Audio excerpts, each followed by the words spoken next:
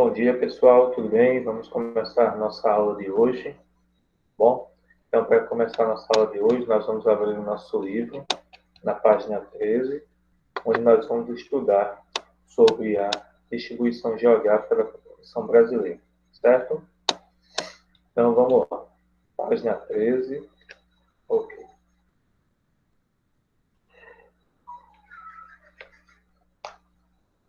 Eu gostaria, para a gente começar a aula de hoje, eu queria relembrar do que a gente falou nas aulas anteriores, para que nós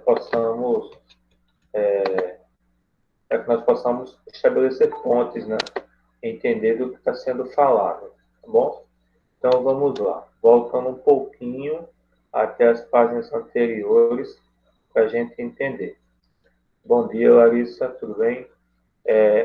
Só mais uma coisa, vamos ligar as câmeras, por gentileza, todo mundo com a câmera ligada. Isso, eu, Felipe,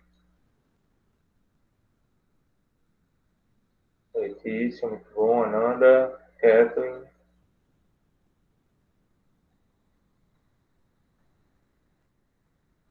Isso, muito bom, muito bom. Larissa, ligue sua câmera também, Larissa, por favor.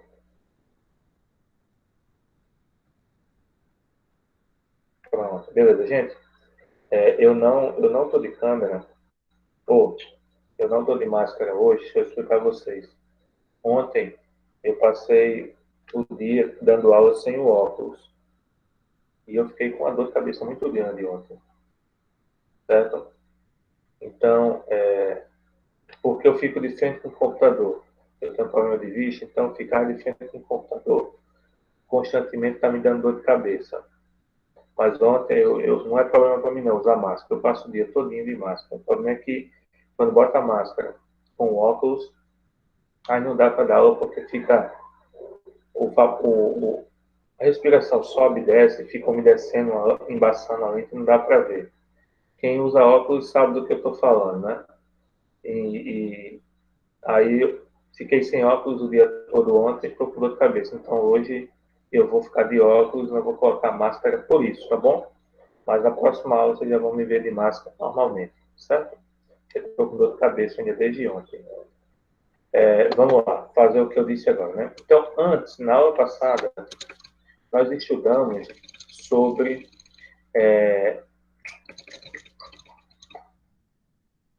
aqui, as características etárias e gênero da população brasileira. Nós falamos sobre as principais características da população brasileira em relação à sua faixa etária, onde cada faixa etária da população vive, e também analisamos a questão da distribuição entre homens e mulheres.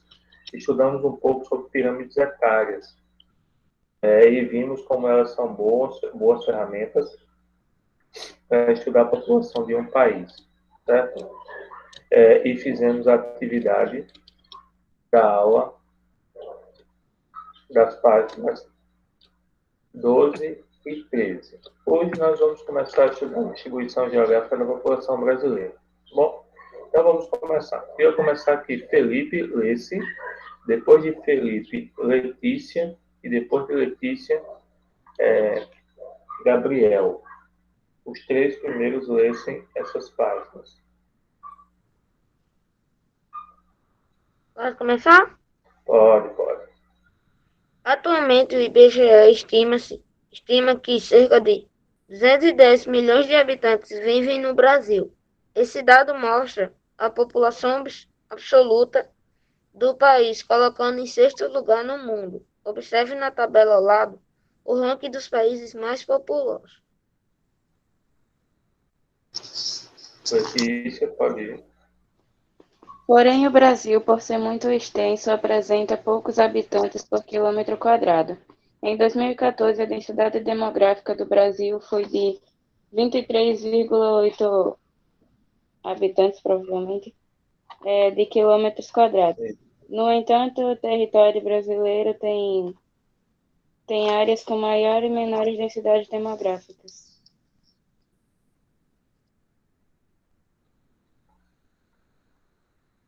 Vai, Gabriel.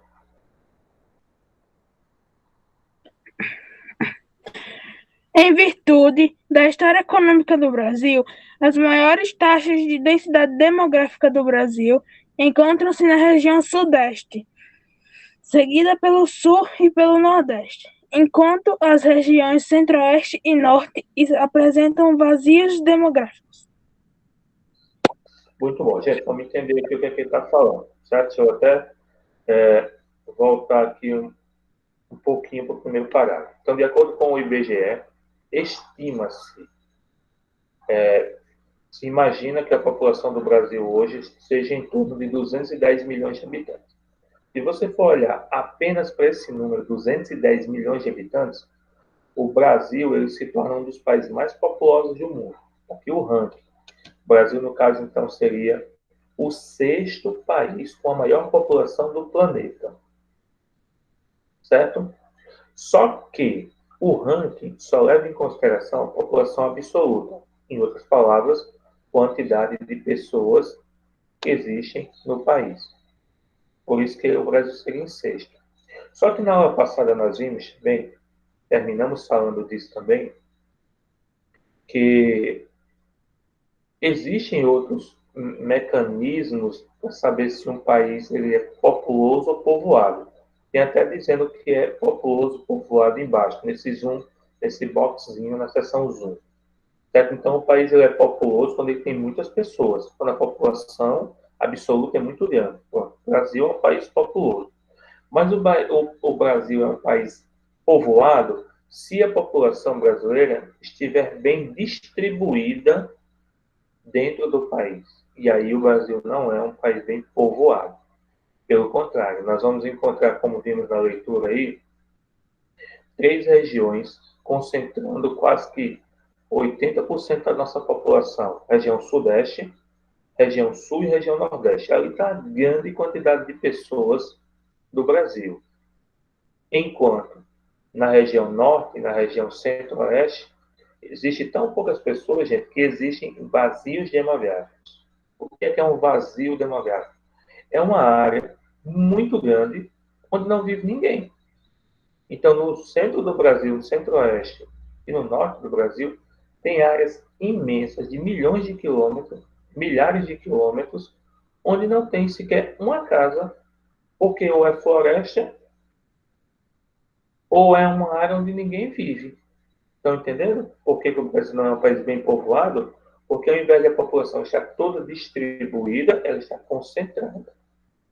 E além do que, gente, outro fator que ele mostra aí também, é que o nosso território, o território do Brasil, ele é muito grande, certo? O Brasil tem o 5º maior país do mundo em extensão territorial. O 5º é 6º, certo?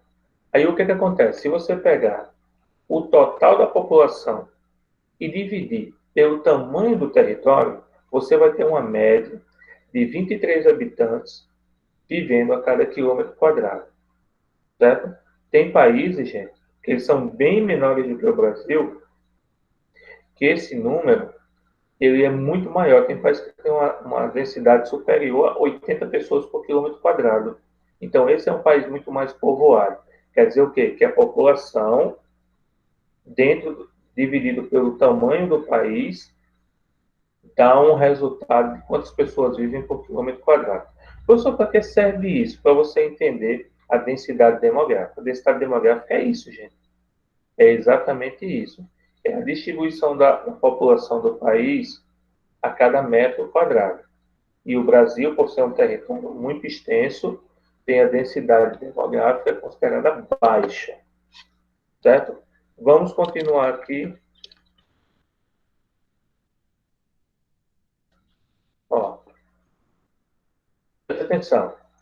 Essa baixa densidade demográfica indica que o país é pouco povoado, como podemos observar no mapa a seguir. Gente, olha só o mapa. Quanto mais escuro, quer dizer que tem mais de 100 pessoas vivendo por metro quadrado, por quilômetro quadrado, desculpa. E quanto mais claro, quer dizer que tem menos pessoas. Deixa eu entender o que eu estava falando. Ó. Nordeste, Sudeste e Sul, gente, próximo do litoral. Ó. superlotados, com bastante pessoas, com áreas que têm de 25 a 100 pessoas, em sua maior parte. Mas olha o centro do país e olha a região norte, vazios, certo?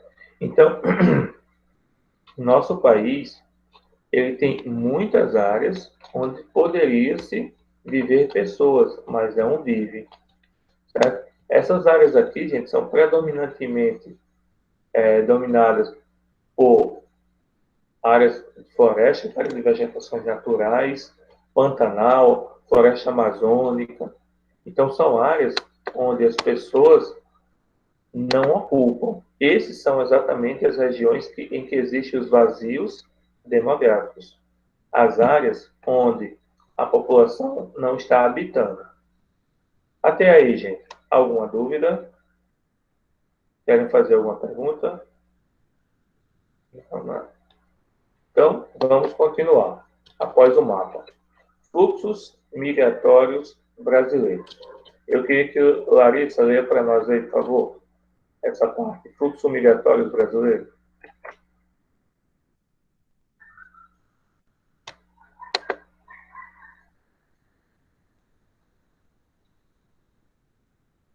Larissa, liga o microfone.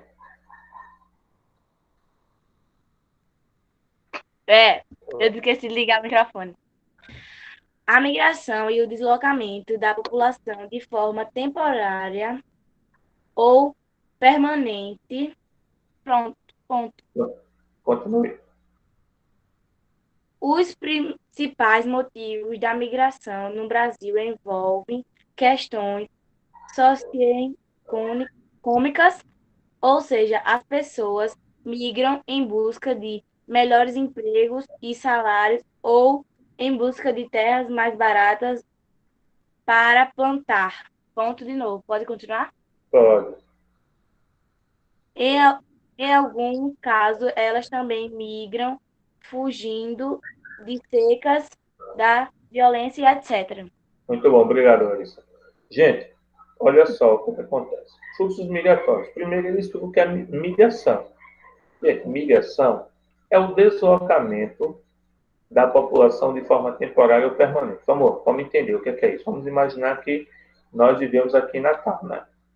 E aí, nós decidimos ir morar lá no Rio de Janeiro. Todo mundo. Eu com a minha família, vocês com a família de vocês. A gente decidiu ir para o Rio de Janeiro. Pegou as coisas, vendeu a casa e foi morar no Rio de Janeiro. Isso é migração. Certo? Isso é migração. É quando a gente deixa o nosso lugar e vai viver em outro lugar. Isso é migrar. Migração é isso. Certo? Então, por exemplo, dentro da própria cidade. Não é considerado migração porque a gente não sai de dentro da cidade, mas a gente pode entender dessa forma. Quando você se muda de uma casa para outra. É uma migração, sim. Não entra no contexto de migração porque em uma distância curta é dentro da mesma cidade. Certo? Mas, peraí, só um minuto, gente, só um minuto.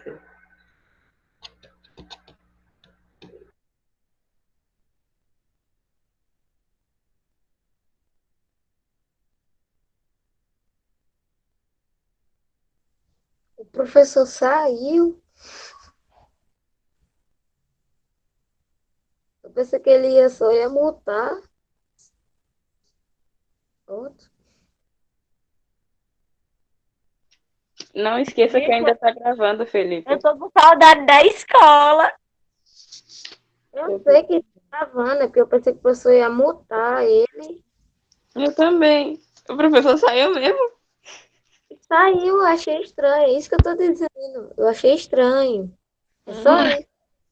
Que coisa, o professor saiu e deixou um bando de alunos. A minha maquiagem saiu todinha na máscara. Não, olha, eu pensei, não sabia não que era a Larissa. Tu não sabia que era Larissa? Não, Parece aqui é direto. irmã gêmea. Uhum. É porque Larissa tá dormindo ali na cama. Entendi. Aí eu vim aqui comparecer.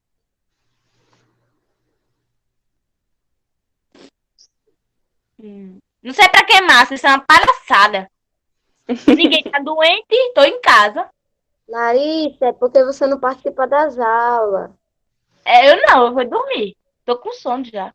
A gente tem que se acostumar a usar máscara, porque a gente vai passar 4 horas usando máscara. Vou não, que eu vou ficar em casa 4? só. É 5, não? As aulas vão poder voltar próximo mês, viu? Dia 3. A minha Misericórdia! Tá amarrado, mas eu tô com saudade. Não, meu Deus. máscara aqui é um bico. Ó. E essa aqui parece um pato.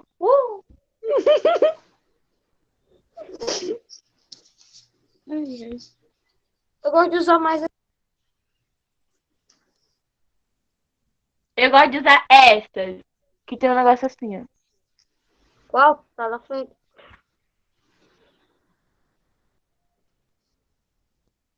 Cadê minha outra máscara? Eu esqueci de uma coisa muito importante. Aí o Cadê o Raimundo pão? entrou. Todo mundo sai da aula. Ele Eita, saiu. não, tô lá embaixo, é porque tá mutado. Pronto, gente, voltei. Ai, Voltou. Voltei. Oi. Peço desculpa, tive que dar uma saidinha para resolver uma coisa. Mas já peraí. voltei, viu? Vamos voltar para onde estávamos. Só um minuto.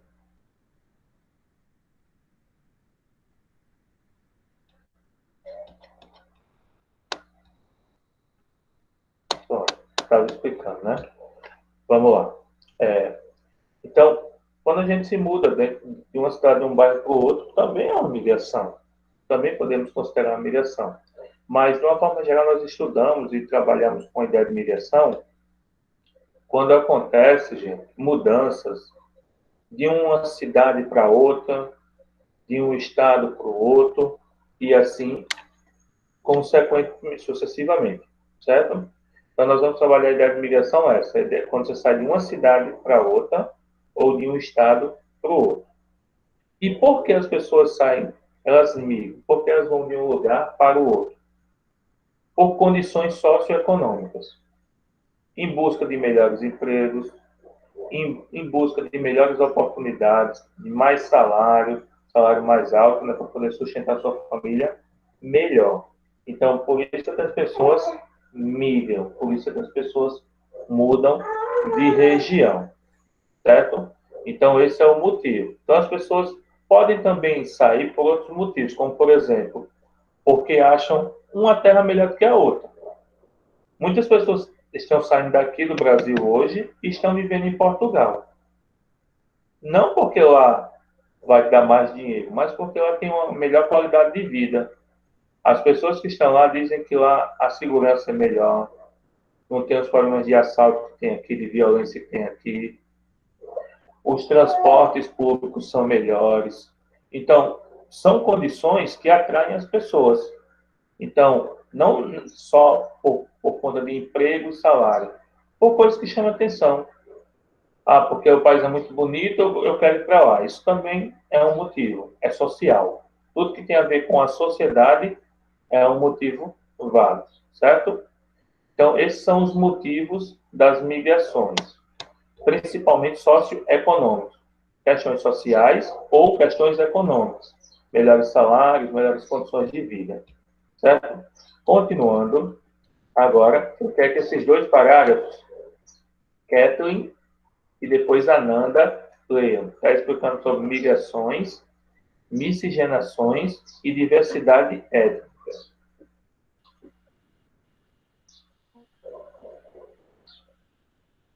A população brasileira se transformou pela miscigenação dos indígenas e dos europeus e dos africanos. A quantidade de indígenas presentes no Brasil no século XIX, quando os portugueses chegaram, não precisava de alguns indígenas.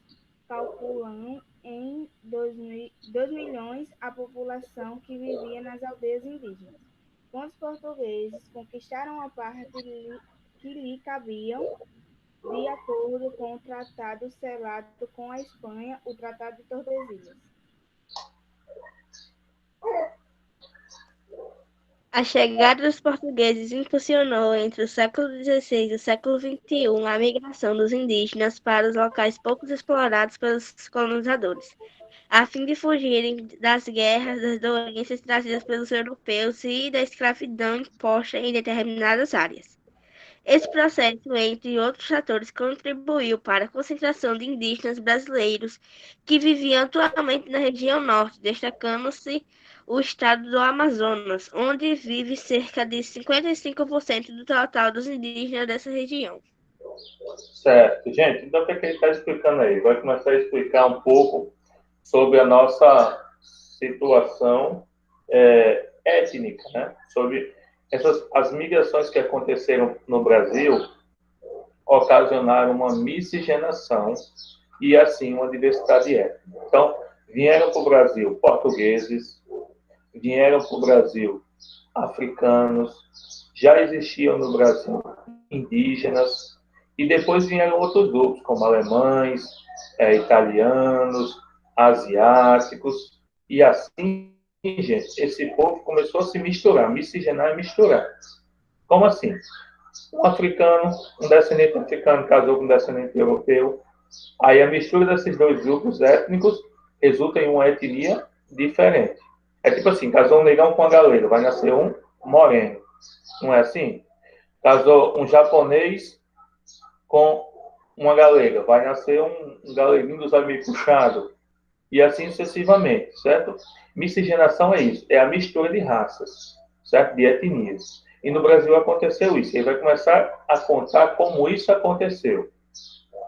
Ele vai dizer que até o século XVI, no Brasil, só viviam apenas indígenas. Segundo os indigenistas, são as pessoas que estudam a cultura indígena, certo? Existia aproximadamente 2 milhões de indígenas vivendo no Brasil quando os portugueses chegaram, certo? E com a chegada desses portugueses, entre os séculos XVI e o século XIX, quando os índios começaram a ser perseguidos, ser expulsos, ser mortos, ser aprisionados, muitos indígenas fugiram do litoral onde viviam e foram para áreas no centro do território. E continuaram fugindo à medida que a colonização se expandia para o território. Por isso é que nós vamos encontrar centralizado no estado do Amazonas a grande quantidade de indígenas do Brasil. A maior parte dos indígenas do Brasil vive no Amazonas. Por quê? Porque seus antepassados, ao longo dos anos, foram fugindo cada vez mais para dentro do território, fugindo de serem mortos, fugindo de serem aprisionados, fugindo das barbáries do homem branco, né? E aí chegaram e passaram a viver nessa região. Então, hoje, a maior parte dos indígenas vive na região nordeste, região norte. E 55% de todos os índios estão no Amazonas, por conta desse fenômeno que eu estou explicando aqui. Foram as perseguições realizadas aos indígenas pelo homem branco, que forçou a viver nessa região. Certo? Continuando, eu quero outras duas pessoas aqui. Deixa eu ver quem vai ser essas duas próximas pessoas. Felipe e Gabriel. Leiam os dois próximos parágrafos aí, por favor, Felipe e Gabriel. Sobreviveram a miscigenação com os povos. Não. Página 15, primeiro parágrafo. Vou ler de novo? Sim, vai, porque deve ter travado, eu não ouvi o início, não. Aí, quando eu ouvi, já estava no meio da frase. Eu achei que você estava lendo o canto errado. Vai. Os indígenas sobreviveram à miscigenação com os povos europeus e africanos. Essa população ocupou, a princípio, o interior do país. No entanto, ao longo dos anos, ocupou todas as regiões do país. Isso, muito bom. Gabriel?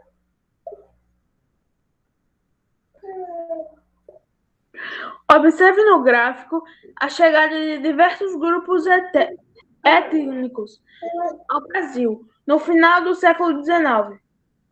acho que é 19. Nas primeiras décadas do século XX, entre esses grupos destacam-se que os europeus, principalmente portugueses, italianos e espanhóis, além deles, imigraram para o Brasil alemães, japoneses, suíços, sírios, turcos, poloneses e entre outros. Muito bom. Gente, então, como foi falado, né? Os indígenas que sobreviveram, né, que não morreram quando os portugueses chegaram, eles se miscigenaram, misturaram também com europeus e com africanos. Era muito comum, gente, você encontrar portugueses encontrando belas índias e casando-se com elas aqui no Brasil. Ou africanos casarem com indígenas. Então, isso aconteceu muito. Então, eles se miscigenaram. E a população começou a viver no interior do país, certo? Só que, com o passar dos anos, se espalhou por todas as regiões, certo? Já o gráfico aqui, ele vai mostrar a chegada de outros grupos étnicos, tá bom? A partir, ó, tá aqui, ó, os alemães, espanhóis. A cor, gente, é o período em anos, certo? Então, a cor azul, entre os anos de 1884 até 1893. E cada uma dessas cores é um período de anos diferente, certo? Então, ó, entre 1904 e 1903, quem mais chegou? Japonês. Quer dizer, desculpa, portuguesa. Ali é o total, certo? Português. Aí, ó, entre 1894 e 1903, quem mais chegou? Italianos. Estão entendendo? Então, cada uma dessas cores é um período. E os grupos étnicos que chegaram. Então, todos esses povos, gente, chegaram para viver no Brasil durante esse período, entre os séculos XIX e o século XX. Certo? E estão vivendo aqui, misturados, tendo filho com os brasileiros e etc. Finalizando a nossa explicação da aula de hoje, Larissa, leia, por favor, esse parágrafo que está abaixo desse quadro, por gentileza. Aqui? A partir da miscigenação. A partir da miscigenação entre os diversos povos que imigraram para o Brasil, no início do século XX, aconteceram mudanças territoriais das atividades econômicas, consolidando nesse período o Sudeste como a região econômica mais importante do país.